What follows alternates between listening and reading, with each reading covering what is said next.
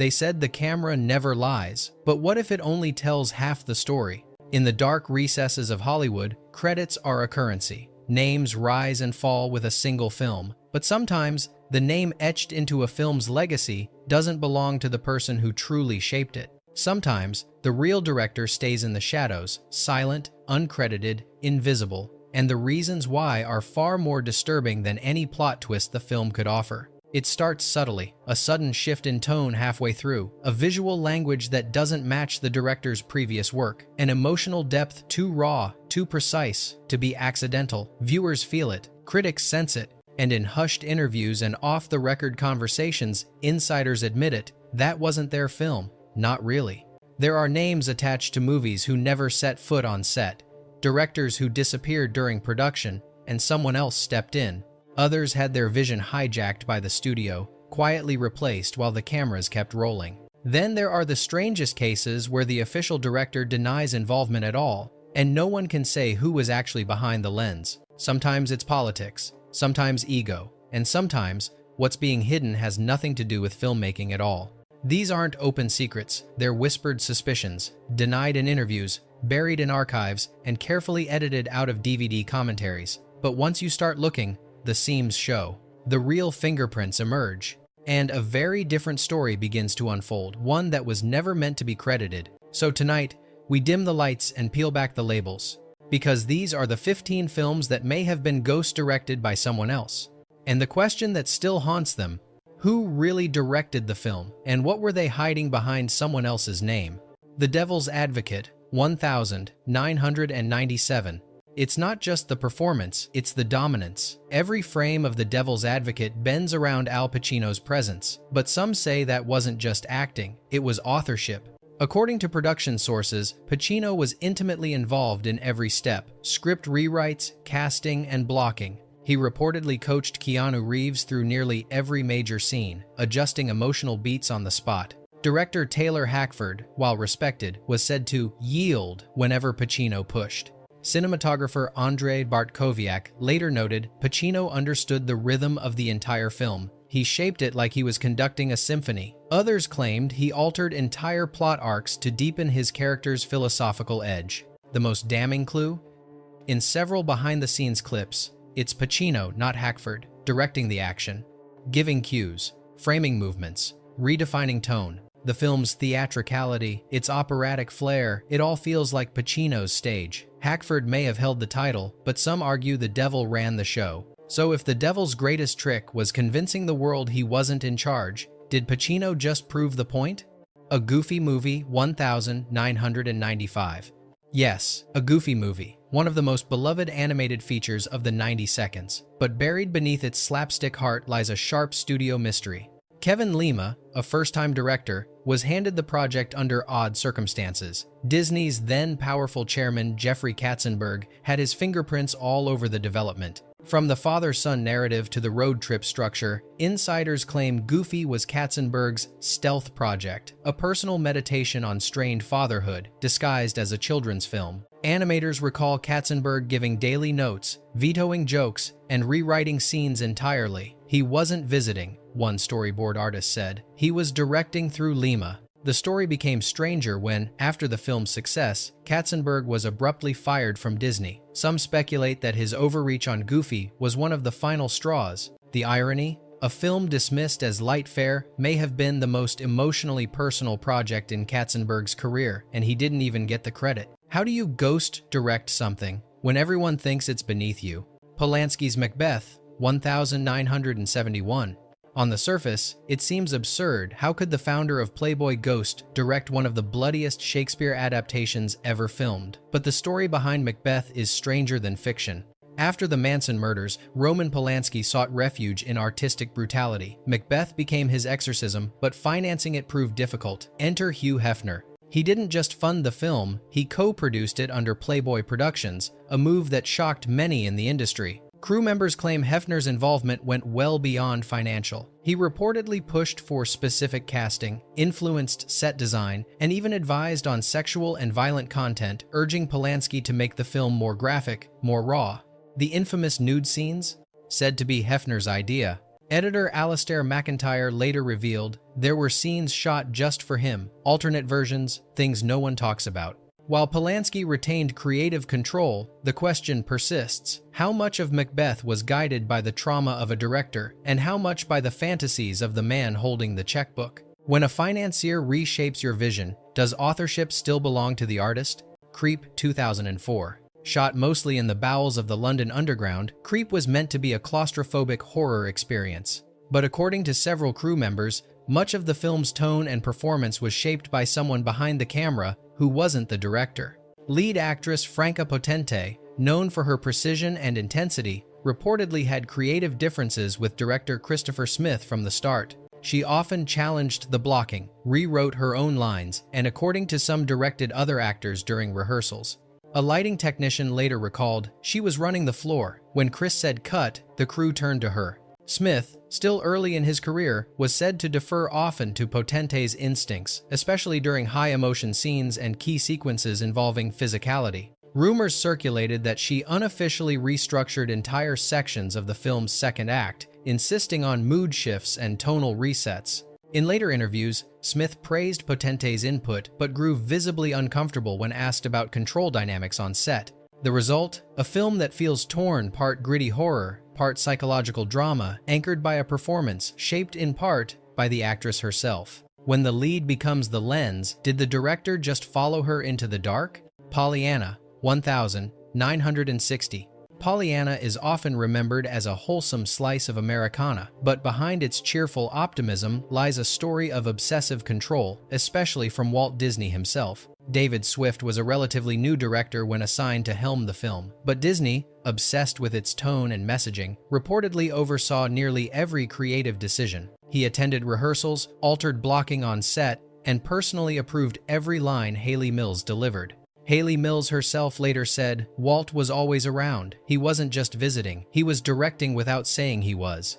Disney's approach was subtle but absolute. When scenes didn't match his vision, he would have them reshot, sometimes without consulting Swift. In the editing room, his notes were followed as though they were law. Studio memos reveal entire sequences restructured per Disney's handwritten instructions. The final result was a Disney film in every sense except for the directing credit. To many, this wasn't ghost directing, it was executive authorship. But in a system where creative credit is currency, the question lingers. Can you ghost direct a film when you own the studio and everyone in it? Solaris, 2002. Steven Soderbergh is credited as both writer and director of the Solaris remake, but the fingerprints of another auteur are all over the film, and they belong to James Cameron. Cameron served as producer, but his involvement stretched far beyond logistics. He reportedly oversaw editing sessions, approved narrative rewrites, and even intervened in casting decisions. According to insiders, Soderbergh frequently deferred to Cameron, especially when it came to pacing and visual tone. One post-production editor claimed, "Steven did the quiet parts. Cameron pushed everything else." The result is a tonal hybrid, meditative like Soderbergh's indie roots, but wrapped in the grandeur and melancholy typical of Cameron's science fiction. Further complicating matters, Cameron later gave interviews, speaking about Solaris in the first person, saying things like, "We wanted a different kind of science fiction. We didn't want action. We wanted regret." So whose regret was it, really? Soderbergh has never refuted the ghost directing rumors, but he hasn't embraced them either. Instead, he let the film speak for itself. Even as critics noted, it felt more Cameron than Soderbergh. When two directors are steering one ship whose vision really makes landfall, A Nightmare on Elm Street 2, Freddy's Revenge, 1985. The second installment in the Elm Street franchise remains its most divisive. Tonally strange, subtext-heavy, and emotionally erratic, it feels like the product of a different mind altogether. And maybe it was. Jack Sholder directed the film, but by his own admission, he didn't fully understand its emotional undertones, especially its now famous queer subtext. That subtext, however, was intentionally written in by screenwriter David Chaskin, who later admitted he embedded themes of repression, identity, and transformation. According to lead actor Mark Patton, it wasn't Sholder directing his performance, it was Chaskin, quietly whispering from behind the monitors. "He gave me the cues, he gave me the subtext, he was shaping it." Several scenes were rewritten on set under Chaskin's guidance, and Patton claimed many emotional beats were coached not by Sholder, but by the writer himself. The result is a film that feels like a coded message crafted not by the man behind the camera, but the one behind the script. Years later, Shoulder distanced himself from the film's tone. Chaskin, once in denial, eventually embraced it, but by then, the damage and legacy was cemented. If the true emotional vision came from the writer, who really directed the nightmare? Thief and the Cobbler, 1993. Richard Williams spent nearly 3 decades animating The Thief and the Cobbler, pouring his soul into every frame. But as the film neared completion, financing collapsed, and a studio panic led to a quiet takeover. In a stunning move, Williams was removed from his own project, and producer Fred Calvert was brought in to finish the film. But finishing meant something else entirely. Re-editing the story, altering character arcs, and inserting new musical numbers to make it more commercially viable. The released version under the Miramax banner is a ghost of Williams' original vision. Calvert added scenes that clashed with the hand-drawn brilliance Williams was known for. Critics and fans alike were stunned at the tonal dissonance. Years later, fan restorations like the recobbled cut attempted to reconstruct Williams's vision from surviving materials. These versions reveal a vastly different film, slower, more intricate, and almost entirely without dialogue. It's haunting to compare them. Williams, heartbroken, never publicly blamed Calvert, but in private, he called the release a betrayal in broad daylight. When someone finishes your life's work without you, are they a director or an eraser? The Island of Dr. Moreau, 1996. The disaster of the Island of Dr. Moreau is legendary, but behind the production chaos lies a stranger tale, a film that may have been ghost-directed by 2 people, neither of them officially in charge. Richard Stanley, the film's original director, was fired just days into production after clashing with studio heads and actor Val Kilmer. John Frankenheimer was brought in to restore order, but reports suggest he never truly took control. According to insiders, scenes were constantly rewritten or directed by Marlon Brando, whose influence on set grew dangerously unchecked. Brando reportedly rewrote entire sequences and directed extras himself. One assistant director claimed, "Frankenheimer yelled," Brando whispered. The crew followed Brando. To complicate things further, rumors persist that Stanley never left. Some believe he returned to set in disguise, even acting as an extra, quietly feeding instructions to the crew. Stanley later admitted, "I stayed nearby. I couldn't let it go." The result is a film with no clear authorship, tonally erratic, visually incoherent, and burdened by too many visions competing for dominance. When the director disappears and the star takes over, is it still a film or a mutiny? Roll 21990.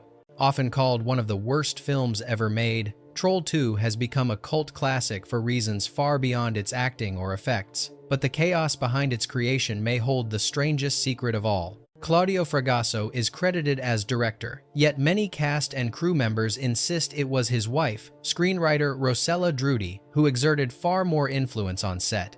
Drudy allegedly wrote the script in a matter of days and was present on set daily, giving direction to actors, sometimes contradicting Fragasso entirely. The language barrier compounded the confusion. The Italian crew spoke little English, the American actors spoke none of the crew's language. Drudy reportedly acted as both interpreter and de facto director, explaining character motivations and adjusting blocking in real time. In later documentaries, such as Best Worst Movie, actors recall being unsure who was really in charge. Claudio would yell, Rossella would correct him, and we just did both, said lead actor Michael Stevenson. Even Fragasso admitted, with a mix of pride and exasperation, she was there always. She made the story. Maybe she directed too much. Fright Night Part 2, 1988. Alleged ghost director, Rod Holcomb, and the producers. Tommy Lee Wallace is the name on the poster, but Fright Night Part 2 was a sequel, haunted not just by vampires but by interference. Wallace had proven horror credentials, Halloween 3, but when Fright Night 2 went into production, things quickly spiraled. Producer conflicts, reshoots, and a shifting tone plagued the film. According to insiders, network television director Rod Holcomb was brought in quietly to shoot key scenes, particularly those involving action and stunts. Even stranger, several cast members reported receiving conflicting direction from multiple voices, often on the same day. Julie Carmen, who played the villainous Regine, later said, "Some days I wasn't sure who was directing me, but it wasn't always Tommy." In interviews, Wallace has been diplomatic. He's acknowledged studio input, but avoids confirming any ghost directing. However, multiple sources suggest at least 3 sequences, including the climactic finale, were reshot without him. The result? A film with moments of visual flair that feel at odds with the rest, a fractured directorial vision left unresolved. Executive Decision 1996. On paper, Executive Decision was a polished action thriller with a tight script and reliable pacing. But behind the scenes, things were far less structured, especially after Steven Seagal's character was unexpectedly killed off early in the film.